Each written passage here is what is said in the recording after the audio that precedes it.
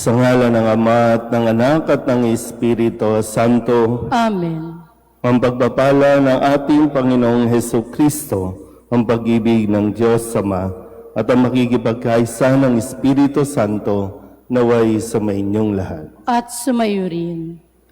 Mga kapatid, aminin natin ang ating mga kasalanan upang tayo'y maging marapat gumanap sa banal na pagdiriwang. Inaamin ko sa makapangyarihang Diyos at sa inyo mga kapatid, na lubha akong nagkasala sa isip, sa salita at sa gawa, at sa aking pagkukulang. Kaya isinasamo ko sa mahal na Birhen Maria, sa lahat ng mga anghel at mga banal, at sa inyo mga kapatid, na ako'y panalangin sa Panginoong ating Diyos. Kaawaan tayo ng makapangyarihang Diyos, patawarin tayo sa ating mga kasalanan, at patnubayan tayo sa buhay na walang hanggan. Amen. Panginoon, kaawaan mo kami. Panginoon, kaawaan mo kami. Kristo, kaawaan mo kami. Kristo, kaawaan mo kami. Panginoon, kaawaan mo kami. Panginoon, kaawaan mo kami. Manalangin tayo. Ama naming makapangyarihan, binuksan mo para sa amin ang pinto ng kalangitan sa pagluluklok mo kay Kristo sa iyong kanan at sa pagdudulot ng Espiritu Santo ng kaliwanagan. Ipagalo mo sa pagsasalo namin sa iyong bigay, ang aming katapatan ay lalong madagdagan at kami sumapit sa kapupunan ng pananalig na tunay sa pamamagitan ni Jesucristo, kasama ng Espiritu Santo, magpasawalang hanggan. Amen.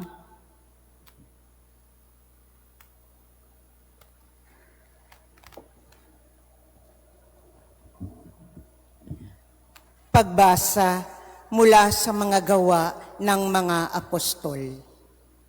Noong mga araw na iyon, dumating sa Cesarea si Haring Agripa at si Berenice upang bumati kay Festo.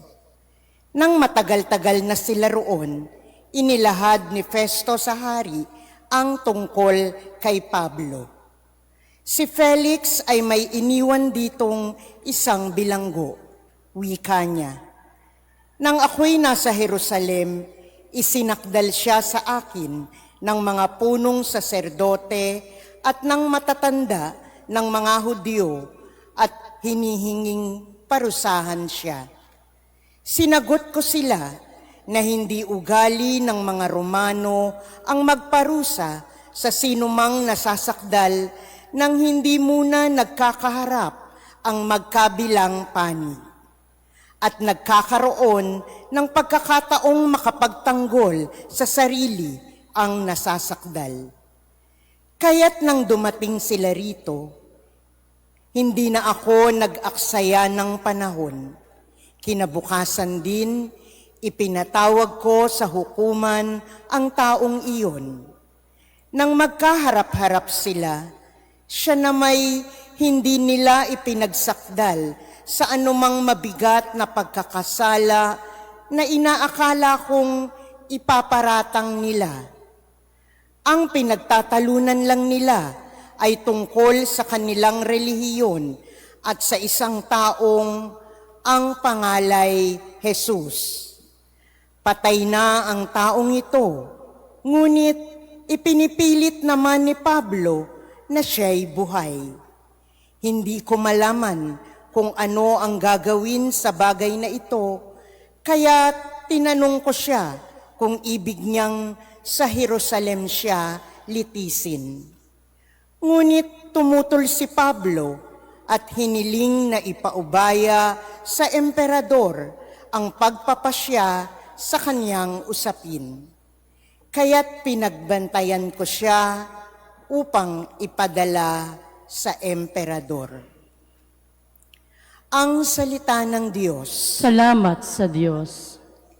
Panginooy may luklukang matatag sa kalangitan. Panginoon, may luklukang matatag sa kalangitan. Panginooy papurihan, purihin mo, kaluluwa. Ang pangalan niyang banal, purihin mo sa tuwina. Ikaw, aking kaluluwa, ang Diyos ay papurihan, at huwag mong lilimutin yaong kaniyang kabutihan. Panginooy may luklukang matatag sa kalangitan. Ang agwat ng lupa't langit, sukatin may hindi kaya. Gayon ang pag-ibig ng Diyos sa may takot sa Kanya. Ang silangan at kanluran, kung gaano ang distansya, gayong-gayon ang pagtingin sa sinumang nagkasala. Panginooy may luklukang matatag sa kalangitan. Ang poon nga ang nagtayo ng trono sa kalangitan. Mula doon sa nilikhay maghaharing walang hanggan. O purihin ninyo siya, kayong mga anghel ng Diyos, kayong mga nakikinig at sa Kanya'y sumusunod. Panginooy may luklukang matatag sa kalangitan.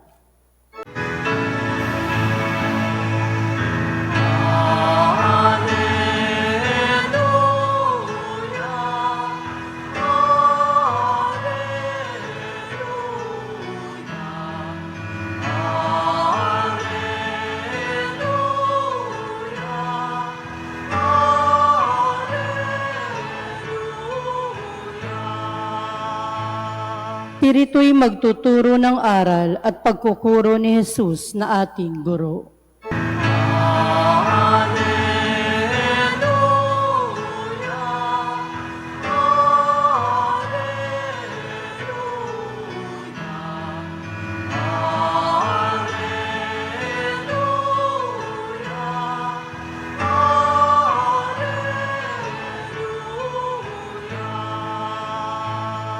Sumainyo ang Panginoon. At sumayo rin. Ang mabuting balita ng Panginoon ayon kay San Juan. Papuri sa iyo, Panginoon.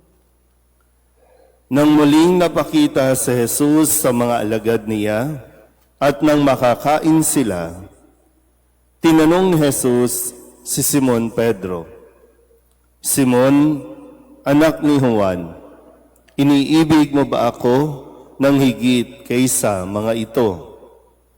"Opo, Panginoon, nalalaman ninyong iniibig ko kayo," tugon niya. Sinabi sa kanya ni Jesus, "Pakanin mo ang aking mga batang tupa." Muli siyang tinanong ni Jesus, "Simon, anak ni Juan, iniibig mo ba ako?" Sumagot si Pedro, "Opo, Panginoon, nalalaman ninyong iniibig ko kayo." Ani Jesus, "Pangalagaan mo ang aking mga tupa." Pangatlong ulit na tinanong siya ni Jesus, "Simon, anak ni Juan, iniibig mo ba ako?" Nalungkot si Pedro sapagkat makaitlo siyang tinanong, "Iniibig mo ba ako?" At sumagot siya, "Panginoon, nalalaman po ninyo ang lahat ng bagay. Nalalaman ninyong iniibig ko kayo." Sinabi sa kanya ni Jesus, "Pakanin mo ang aking mga tupa." Tandaan mo, noong kabataan mo pa, ikaw ang nagbibihis sa iyong sarili at lumalakad ka kung saan mo ibig. Ngunit pagtanda mo, iuunat mo ang iyong mga kamay at iba ang magbibihis sa iyo at dadalhin ka kung saan hindi mo ibig. Sinabi niya ito upang ipakita kung paano mamamatay si Pedro at sa gayoy mapararangalan niya ang Diyos. Pagkatapos, sinabi sa kanya ni Jesus, "Sumunod ka sa akin." Ang mabuting balita ng Panginoon. Pinupuri ka namin, Panginoong Hesukristo. Isang magandang umaga po sa inyong lahat. Magandang umaga. Ngayon po ay Biyernes sa ikapitong linggo ng Pasko ng Pagkabuhay at muli 2 araw bago po ang ating pagdiriwang ng linggo ng Pentecostes o ang pagbaba ng Espiritu Santo ay nakipagkita muli ang ating Panginoon sa kanyang mga alagad pagkatapos po ang kanyang pagkabuhay at dito napakahalagang tanong ang kanyang ibinigay sa mga alagad, lalong-lalo na kay Jesus ay kay Pedro upang sa ganon maituro at maipaliwanag muli kung paano at ano ang kahulugan ng pag-ibig. Yung tanong ni Jesus, iniibig mo ba ako? Natanong na po ba kayo nito? Naalala niyo pa ba nung tinanong kayo ng isang tao, iniibig mo ba ako? Ano yung sagot ninyo noon? Kinikilig-kilig pa kayo noon. Ano ba? Tapos ano nangyari? Pagkatapos ng yes, I do, ano na nangyari?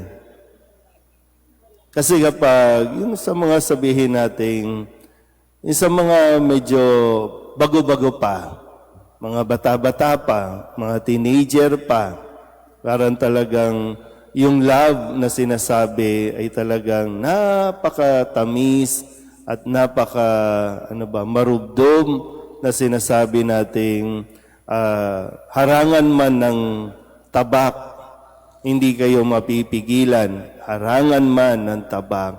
O kahit sino pang kumontra, ipaglalaban namin ang aming pag-iibigan.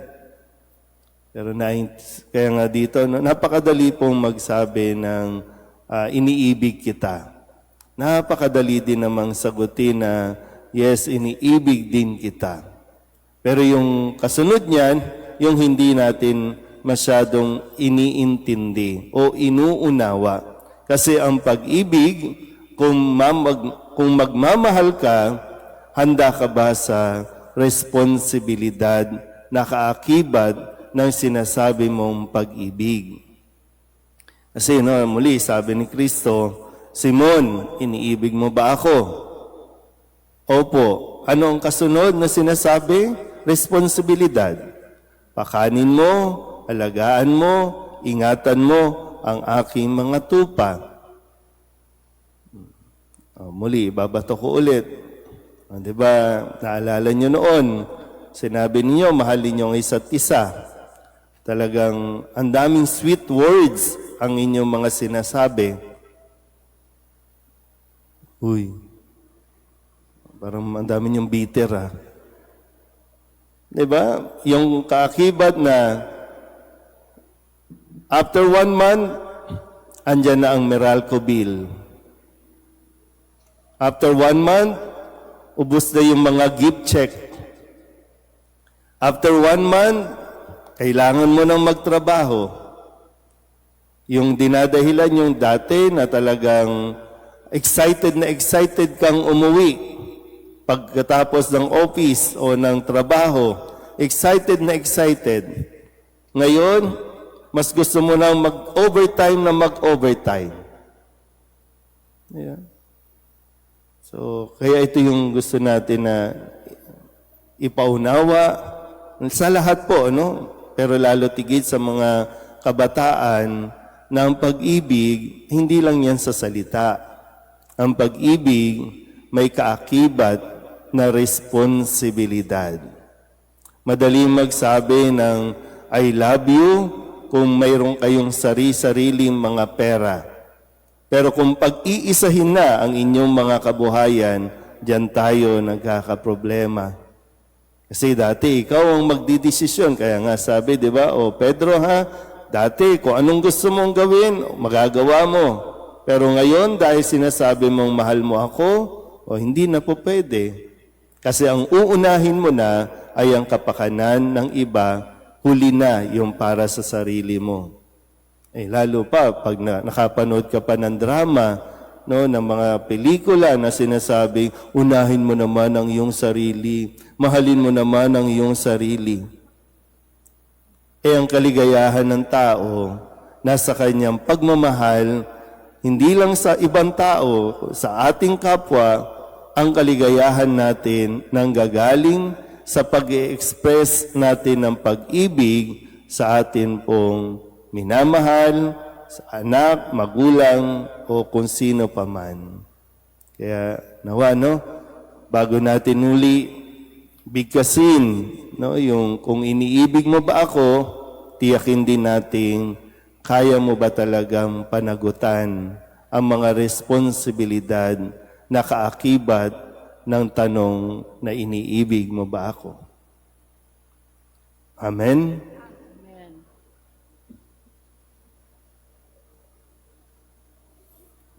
Bunga ng pagkaunawang isinugo tayo sa misyong katulad ng kay San Pedro, ilingin natin sa Diyos Ama na palakasin ang ating pananampalataya.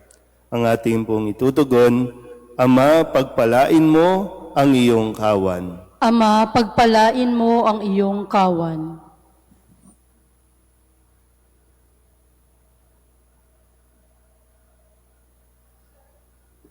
Ang Santo Papa at lahat ng may katungkulan sa simbahan, naway gabayan ng banal na Espiritu.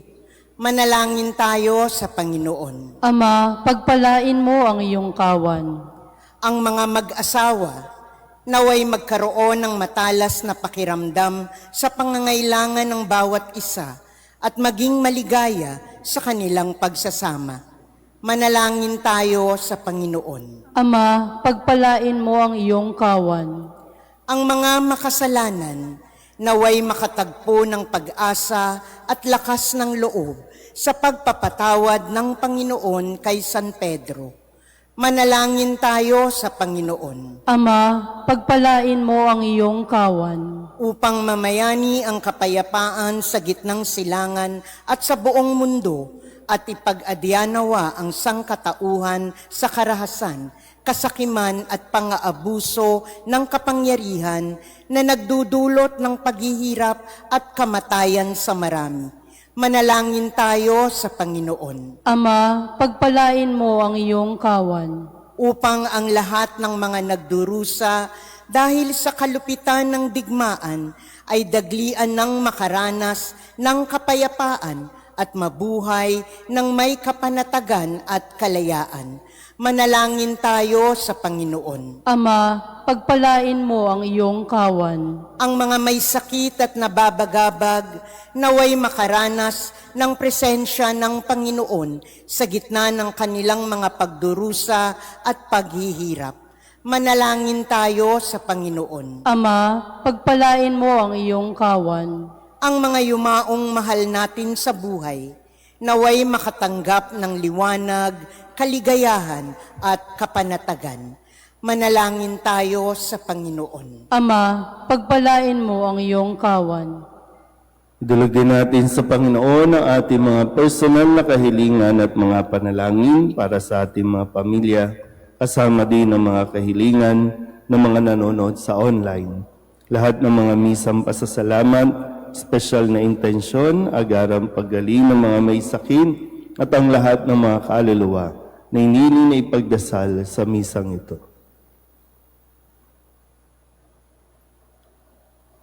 Ang lahat ng ito iniling namin sa ngalan ni Kristong aming Panginoon. Amen.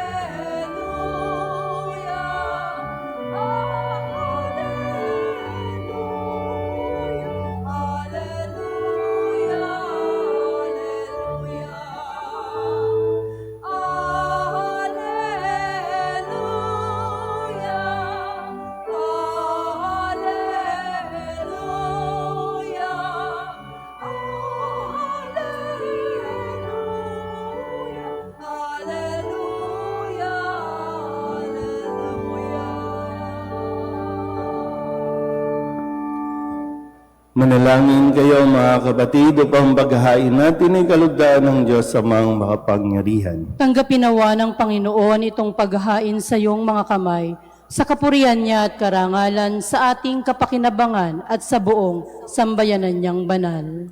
Ama naming lumikha, tunghayan mo ang paghahain ng iyong sambayanan upang pakundangan sa iyong kinalulugdang mga alay.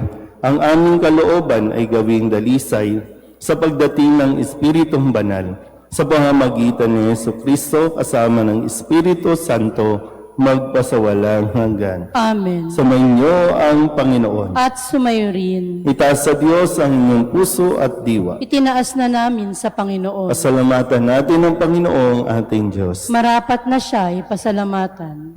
Ama naming makapangyarihan, tunay ng marapat na ikaw ay aming pasalamatan sa pamamagitan ni Jesucristo na aming Panginoon. Nung siya'y muling nabuhay, siya'y napakita sa mga alagad niyang mahal. Samantalang siya'y kanilang kapisan, siya'y umakyat sa kalangitan. Sa kanyang pagluklok sa kanang kamay mo, kaming mga kapwa niya'y di na rin iba sa iyo. Kaya kaysa ng mga anghel na nagsisiawit ng papuri sa iyo, na walang humpay sa kalangitan, kami nagbubunyi sa iyong kadakilaan.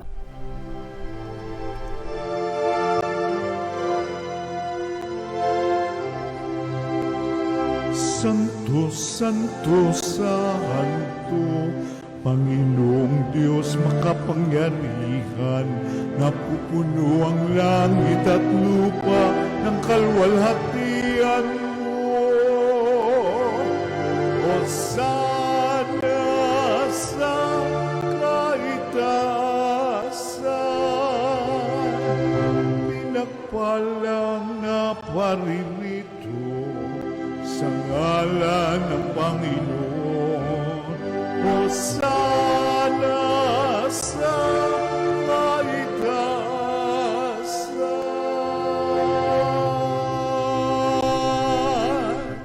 Ama naming banal, ikaw ang bukal ng tanang kabanalan. Kaya't sa pamamagitan ng iyong Espiritu, gawin mong banal ang kaloob na ito upang para sa aming maging katawan at dugo ng aming Panginoong Hesukristo. Bago niya pinagtiis ang kusang loob na maging handog, inawakan niya ang tinapay, pinasalamatan kaniya, pinaghati-hati niya iyon, iniabot sa kanyang mga alagad at sinabi, "Tanggapin ninyong lahat ito at kanin, ito ang aking katawan na ihahandog para sa inyo."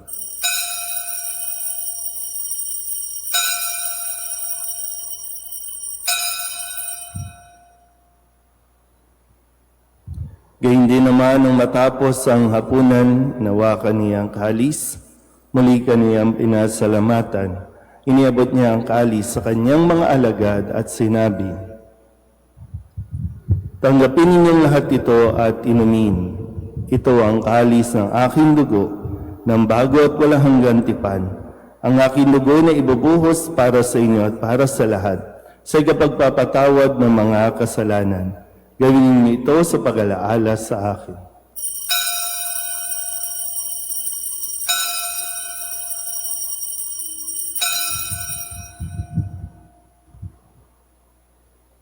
Ipagbunyi natin ang misteryo ng pananampalataya. Si Kristo'y namatay, si Kristo'y nabuhay, si Kristo'y babalik sa wakas ng panahon. Ama, ginagawa namin ngayon ang pag-alaala sa pagkamatay at muling pagkabuhay ng iyong anak.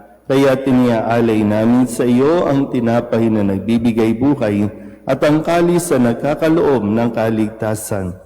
Kami napapasalamat dahil kami iyong minarapat na tumayo sa harap mo para maglingkod sa iyo. Isinasamo namin kaming magsasalo-salo sa katawan at tugo ni Kristo ay mabuklod sa pagkakaisa sa pamamagitan ng Espiritu Santo. Ama, lingapin mo ang iyong simbahang laganap sa buong daigdig. Puspusin mo kami sa pag-ibig kaysa ni Leon na aming Papa at ni Jose na aming Obispo at ng Tanang Kaparian. Alalahanin mo si Rosarbo na tinawag mo mula sa daigdig na ito. Nung siya'y binyagan, siya'y nakaisa ni Kristo sa pagkamatay. Ngayon siya'y pumanaw, naway makaisa siya ni Kristo sa pagkabuhay. Alalahanin mo rin ang mga kapatid naming nahinglay na may pag-asang sila'y muling mabubuhay, gayon din ang lahat ng mga pumanaw. Kawaan mo sila at patuloyin sa iyong kaliwanagan. Kawaan mo at paginapating kaming lahat na makasalo sa iyong buhay na walang wakas. Kaysa na mahal na Birheng Maria na ina ng Diyos, ng kabiyak ng puso niyang si San Jose, kaysa ng mga apostol at ng lahat ng mga banal na namuhay dito sa daigdig ng kalugod-lugod sa iyo, may pagdiwang nawa namin ang pagpupuri sa kararangal mo sa pamamagitan ng iyong anak na aming Panginoong Heso Kristo. Sa pamamagitan ng Kristo, kasama niya sa Kanya, ang lahat ng parangal at papuri ay sa iyo, Diyos amang makapangyarihan, kasama ng Espiritu Santo, magpasawalang hanggan.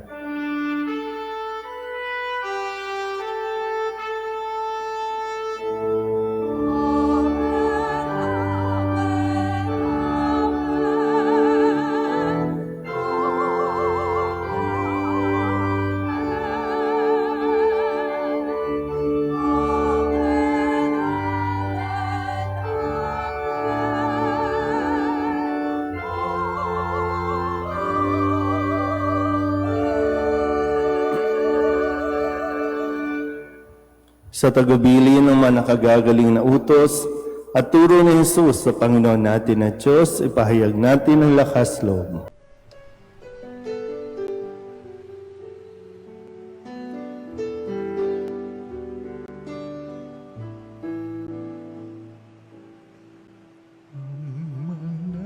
namin sumasalang ka, sambahin ang ngalan mo, mapasamin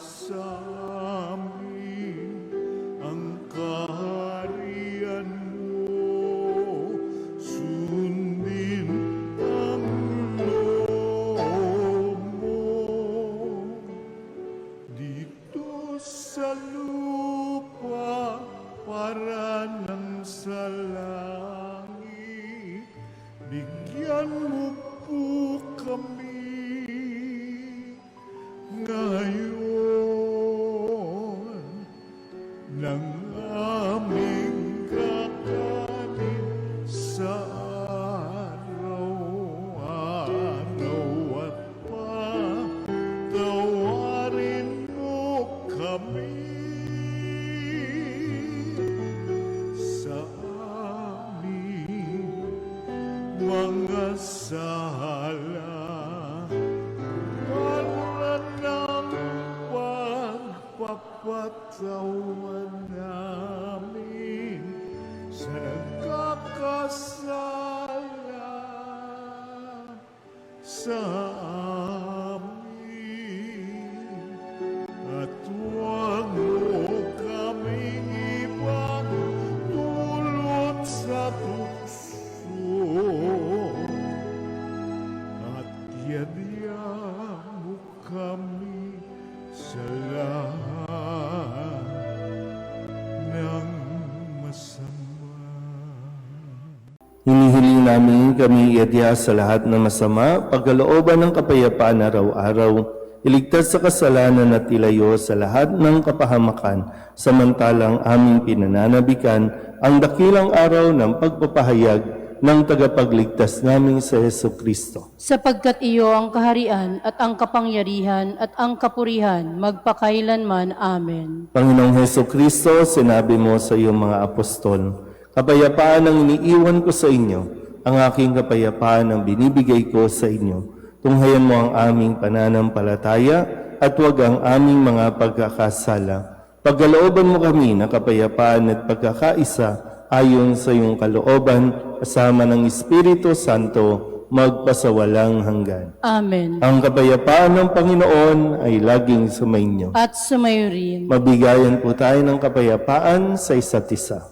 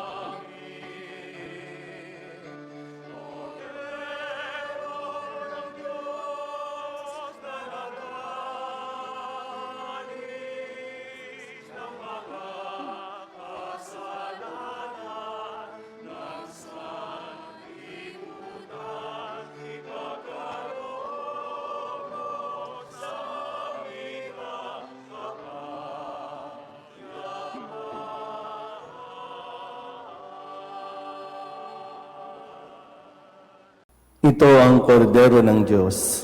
Ito ang nag-aalis ng kasalanan ng sanlibutan. Mapalad ang mga inaanyayahan sa kanyang piging. Panginoon, hindi ako karapat-dapat na magpatuloy sa iyo, ngunit sa isang salita mo lamang ay gagaling na ako.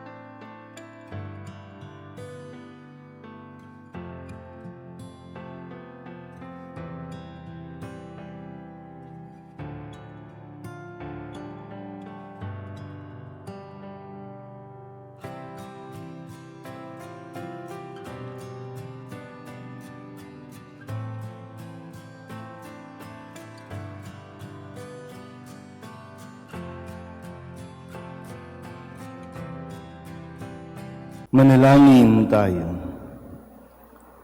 Ama naming mapagmahal, sa pagkadalisay mo sa amin at sa pakikinabang, sa ginanap namin ngayong pagdiriwang, ipagkaloob mong ito ay maging pagsasalo sa patawad at buhay na sa aming kaloob mo, sa pamamagitan ni Jesucristo, kasama ng Espiritu Santo, magpasawalang hanggan. Amen. Sumainyo ang Panginoon. At sumayo rin. At pagpalain kayo ng makapangyarihang Diyos, Ama at Anak, at Espiritu Santo. Amen. Tapos ang banal na misa, humayo tayo sa kapayapaan ni Kristo. Salamat sa Diyos. Magandang umaga po.